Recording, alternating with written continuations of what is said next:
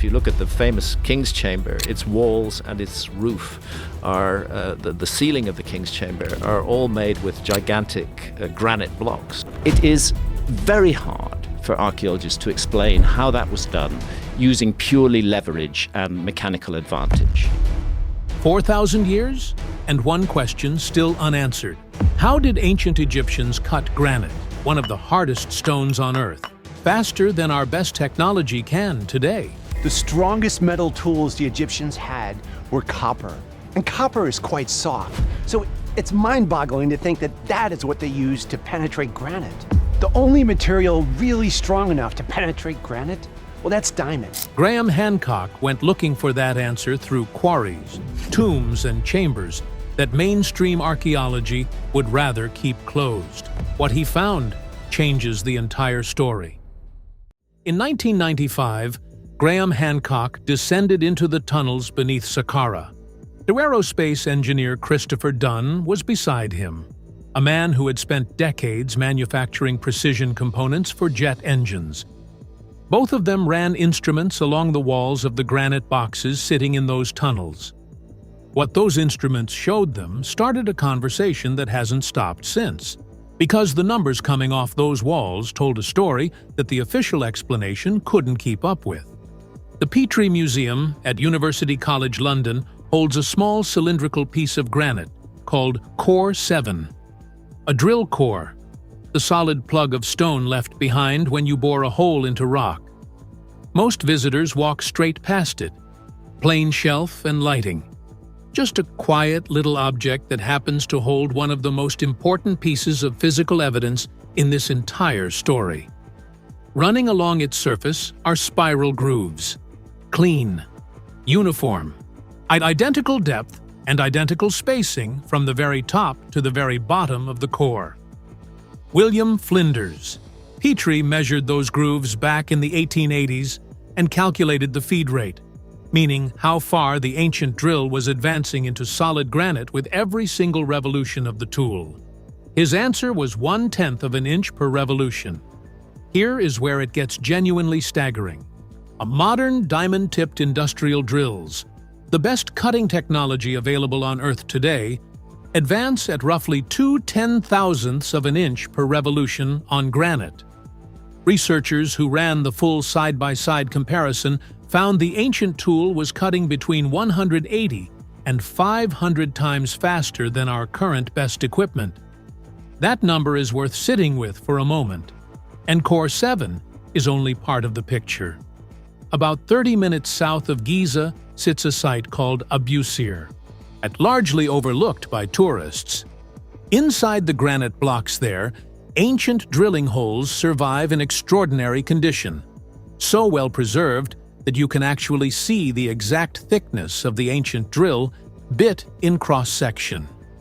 The groove spacing inside those holes tells the same story as Core 7.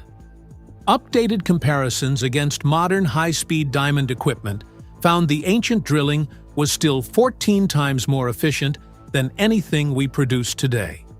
14 times better. With our best technology still behind. Christopher Dunn studied Core 7 closely and identified the most technically sound explanation for how those marks were made. Ultrasonic machining.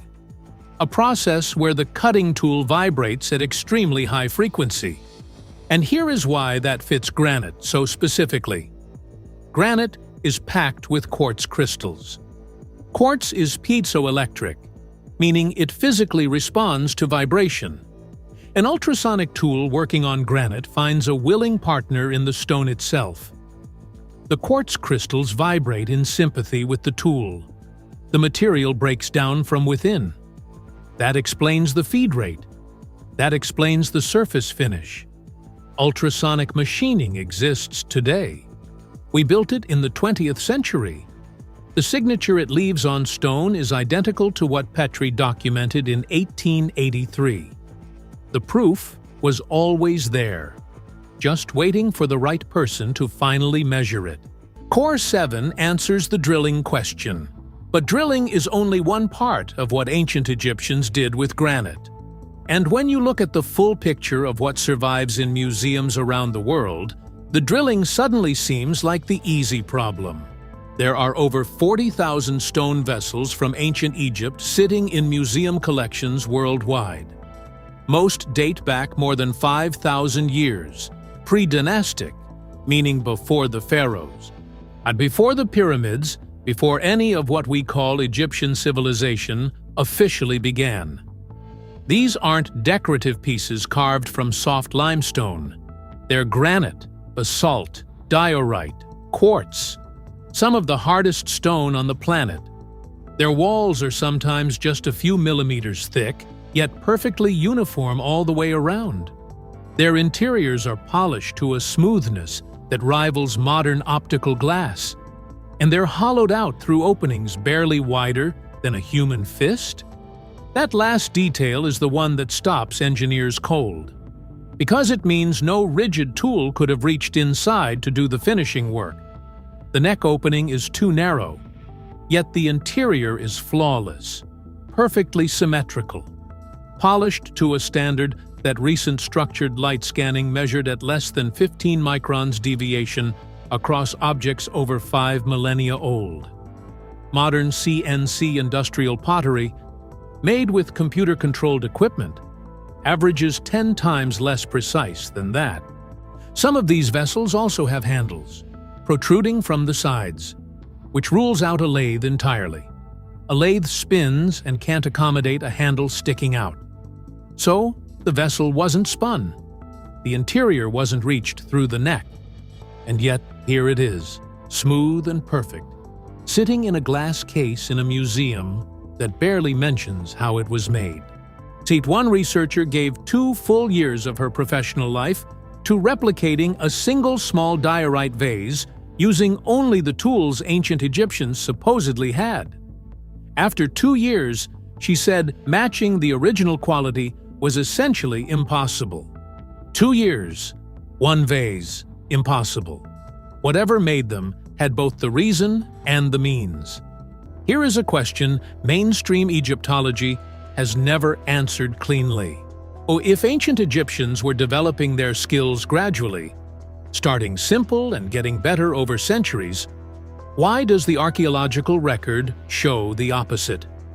The Great Pyramid, built during the 4th dynasty, remains the most precisely constructed monument in all of Egypt. Every pyramid built after it was smaller, less accurate, and structurally weaker. Several collapsed during construction. That is not a civilization on a learning curve trending upward. That is a civilization working from knowledge it received fully formed, and slowly lost the ability to replicate. Hancock has pointed to this pattern for decades, and it matters because it changes the entire framework of what we're looking at. The official story requires gradual improvement. The physical evidence shows decline from a peak that was never built up to. There are also details scattered across sites that compound the problem considerably. At Luxor, the colossal statues were measured carefully by engineers, left side of the face against right side. Mirror images so precise they could only have come from a machine. The kind of bilateral symmetry that requires controlled mechanical processes. Full stop. At Giza, running along some of the granite blocks, are saw marks. Straight, clean cuts penetrating the stone in consistent lines. Smooth, continuous, straight-edged cuts. The signature of a powered blade moving in one direction with consistent pressure. On granite, thousands of years ago. Inside the king's chamber sits a large granite box that every official tour guide calls a sarcophagus. Generation after generation of researchers have opened their notebooks at that box and written down the same word: empty. It's made from Aswan rose quartz granite, perfect right angles, highly polished walls. Multiple researchers from Petrie onward have agreed the surface quality required a saw almost certainly tipped with diamond to achieve the finish visible on those walls today. Diamond. but in a civilization that officially only had copper. The saw marks, the mirror-perfect statues, the coffer with no body, the vessels with interiors nobody could reach. Each one separately might be waved away. Together they describe something consistent, a level of manufacturing capability that the copper chisel story was never equipped to account for. Hancock makes one thing clear about this part. He's following the trail. Wherever the evidence points, that's the direction he walks. And his argument starts with geology. Around 12,800 years ago, something catastrophic happened to Earth. This isn't fringe material. The evidence comes from ice cores in Greenland, sediment layers across multiple continents, ancient carbon deposits showing a sudden violent disruption at a specific geological moment, published in peer-reviewed journals across chemistry, geology, and archaeology. The working hypothesis is a series of comet or asteroid impacts triggering what scientists call the Younger Dryas boundary event. Rapid destabilization, massive flooding as ice sheets collapsed, sea levels rising by hundreds of feet within centuries, swallowing coastlines that had been inhabited for thousands of years. Here is the problem that creates for official history. Every complex civilization develops near water, near coastlines and river deltas. That's where agriculture starts. That's where trade begins. That's where cities grow. If an advanced culture existed before this event, its cities and its physical record would now be sitting under hundreds of feet of ocean, structurally dissolved by 12,000 years of salt water, invisible to survey, inaccessible to excavation. The only thing that survives a flood like that is knowledge, carried inland by the people who walked away from it. Hancock argues that is exactly what we see in Egypt. To knowledge arriving with people who understood things the local population hadn't developed on their own. Skills that get applied, partially understood, and then slowly degraded over generations as the original teachers are gone and the underlying principles are forgotten. Which explains the pyramid quality curve, which explains why the most accomplished objects appear earliest. Inherited knowledge always follows that same curve. Brilliant at the moment of arrival, fading as the generations pass, and the original understanding slowly slips away.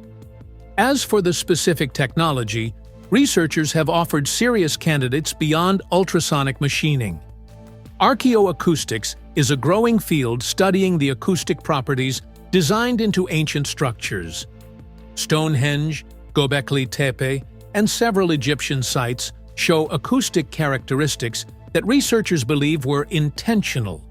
Chambers and passages that amplify and focus specific sound frequencies. Some researchers in this field have found that particular frequencies can affect the behavior of crystalline materials under certain conditions. Given that granite is loaded with piezoelectric quartz, the overlap with what Dunn proposed about ultrasonic cutting becomes genuinely interesting. Ancient texts from Egypt, India, and South America all describe sound as part of the process of working and moving enormous stone. Most academics categorize that as ritual description. Hancock reads it as a process description written by people who understood what they were doing but had no modern technical vocabulary to explain it. There is also an object that appears constantly in Egyptian art that researchers have largely passed over. The was scepter, a long staff with a forked tip, carried in hieroglyphs and carvings across thousands of years of Egyptian representation. It became a symbol of power. But some researchers studying acoustic technology have proposed the was scepter was functionally a tuning fork, an instrument for generating controlled resonant vibration.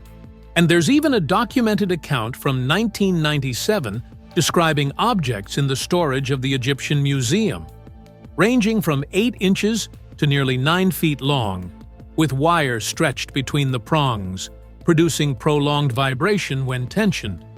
The account hasn't been independently verified, but the objects were reportedly stored away rather than examined or displayed. Put away quietly, which is a pattern that shows up more than once in this story. In 1993, a German engineer named Rudolf Gantenbrink sent a small robot into the southern shaft of the Queen's Chamber inside the Great Pyramid. The passage is roughly 8 inches square. No human has ever entered it. The robot crawled upward through 200 feet of darkness with a camera attached. Then the camera stopped moving. A stone door, copper handles, sealed, sitting there in the dark exactly as someone left it thousands of years ago. The discovery made international headlines. Researchers immediately prepared for the next phase. What was behind it? Egyptian authorities took control of the project. Gantenbrink lost access. Equipment was taken. The door stayed sealed for nearly a decade. When a follow-up team finally drilled through it in 2002 and broadcast the footage live to millions of viewers worldwide, behind the first door was another door. That was it. The cameras went home. The access closed. Within days, the world had moved on to something else, and the door stayed exactly where it was. In 2017, an international research team published findings in Nature, one of the most rigorous scientific journals in existence, announcing the discovery of a massive hidden void inside the Great Pyramid above the Grand Gallery, roughly 100 feet long, found using muon tomography, the same technology used to map volcanic interiors and scan nuclear reactors. But the researchers called it the Big Void and formally requested access to investigate further. That void remains completely unexplored today. Hancock has watched this dynamic repeat across 30 years of work. The pattern is always the same. A discovery surfaces that doesn't fit the official version. Access gets restricted. Investigation stops. The story disappears from public attention. The people who keep asking lose their funding, their permits, their invitations to conferences. Not dramatically, just quietly. The doors stop opening. He makes a distinction worth noting. This isn't science behaving defensively. Real science treats anomalous evidence as the most interesting data in the room.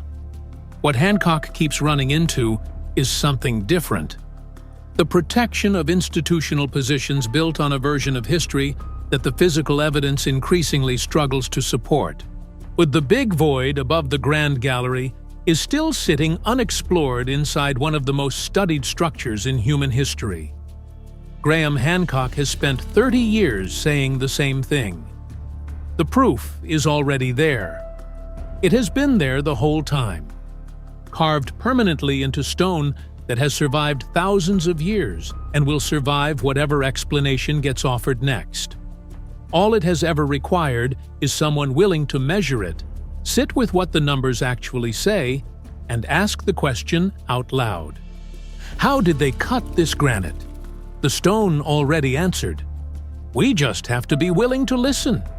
The proof is carved in stone, and it has been waiting thousands of years. Drop your theory below.